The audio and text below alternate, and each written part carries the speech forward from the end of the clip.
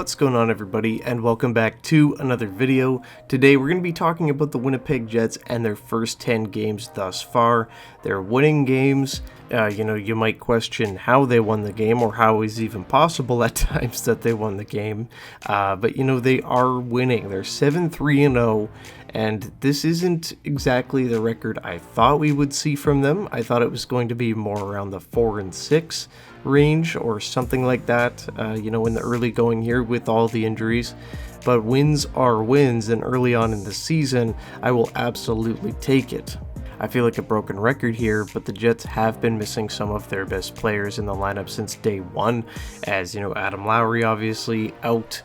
He should be returning soon, actually. He's in a full contact jersey. Looks like they've got a plan to kind of return him to play. Maybe he goes back with the Moose, for a conditioning stint. We'll have to see what his situation is, but the Jets should have their captain back after missing, what'll be probably around like 12 or 13 games, so not too much longer until we have to, get Adam Lowry back in the lineup. That'll be a big boost to the middle six. Obviously, Cole Perfetti's still missing. He'll be a couple of weeks still. He is practicing non-contact. And same with Dylan Sandberg, as he's out, I would imagine probably close to another month, unfortunately. And he's the one that I absolutely cannot wait to get back in the lineup. Obviously, Perfetti and Lowry would bring a massive boost to the Jets forward core that they desperately need, especially for the 5-on-5 play. But Dylan Sandberg, if we're going to talk about 5-on-5 play, he is the most important player to get back right now. Losing Sandberg really sucked at the beginning of the year, because if you look at the Jets depth chart, that means one of Hayden Fleury or Logan Stanley is going to have to play in your top four every single night. And, with Stanley in the top four, he's kind of been playing with Pionk more often than Fleury has, been getting more of an opportunity there. He has been putting up points, but I wouldn't necessarily say that he's played great. Obviously, he has some good moments, and, him having good moments is better than it's ever really been. There, haven't really been much good moments from Stan in the past. But it's still not ideal, far from ideal. And, with Hayden Fleury and Luke Schenn on that bottom pairing, they're really struggling as well. It just creates a big problem, because you don't really have a reliable pairing outside of your top pairing. Those guys have been playing a lot, and, it's just going to be a big help to get Dylan Sandberg back. I think it will contain a lot of the chaos that's going on. Luke Schenn, I don't mean to be this guy. I don't mean to beat up on the old man here, but it's time to hang it up. I don't know. He can't do it anymore. He can't skate. And I'm not even, I'm not ragging on the guy. I'm not trying to say oh, he sucks and whatever. But his body is disintegrating out there. The guy can't win a board battle. About the only thing that Luke Schenn can do at this point is stand in front of the net and, should just try to clear the net. But he can't win races to the puck. I mean, and you're just seeing it. You're just seeing the Jets get hemmed in their own zone. You're seeing the Jets just getting cycled. And, oftentimes it's because Schenn just can't win a battle. Schenn can't get to the puck before someone else. Schenn is getting outpaced. And, you just can't have it. It's leading to bad penalties. And this is, just tough to watch at this point. I do really hate that Colin Miller isn't playing. I think Miller's played great when he's been given the opportunity. Even on his offside, just looked really consistent, really didn't do anything crazy. I thought the Jets looked their best, to be totally honest, when Miller was in the lineup. But, hasn't been getting many games. I do wonder when Sandberg comes back, maybe if he comes in for Schenn, and then the bottom pairing is Miller and Stanley.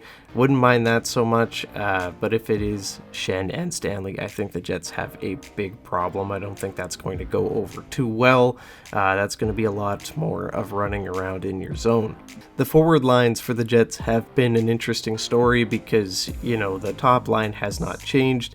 It is, firing really at all cylinders. These guys are playing great. Mark Scheifele on an absolute tear this year. Kyle Connor with the OT winner, Minnesota. Gabe Vilardi finding his groove now.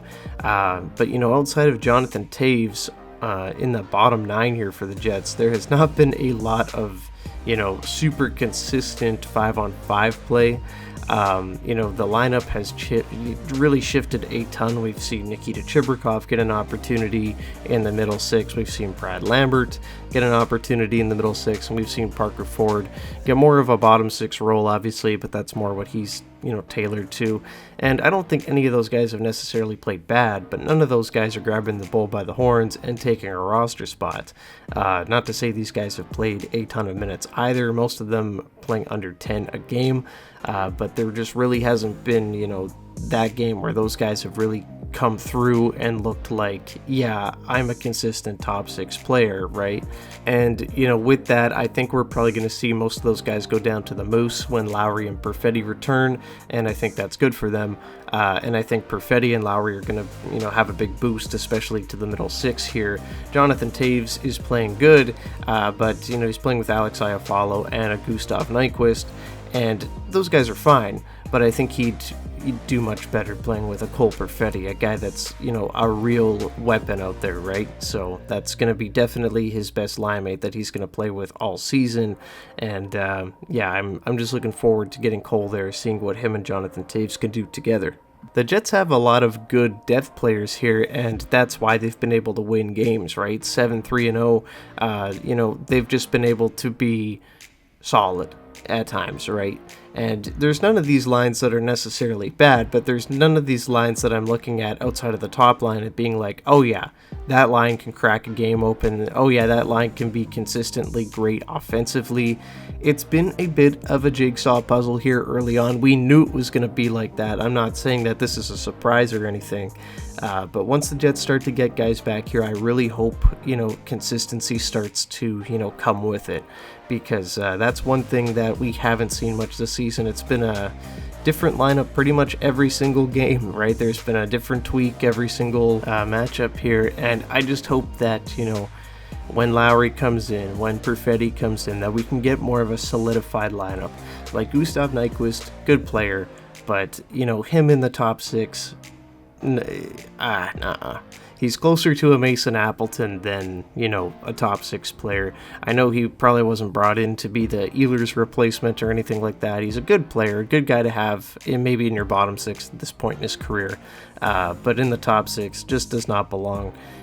So, you know, once we start to get this lineup more fleshed out, Jets get their important players back here, I think we're going to see them calm down. I think we're going to see a lot less chaos, and I think we're going to see the Jets return to at least a version of what we saw last year. I think they need to add some pieces if they're going to go far in the playoffs, but, you know, we'll talk about that in the future. Right now, they need to get their own guys back and, you know, kind of see what they got, because Connor Hellebuck has been playing outstanding thus far through the beginning of the season, and, you know, Jets have not been creating the offense, have not been defending as well as they usually do.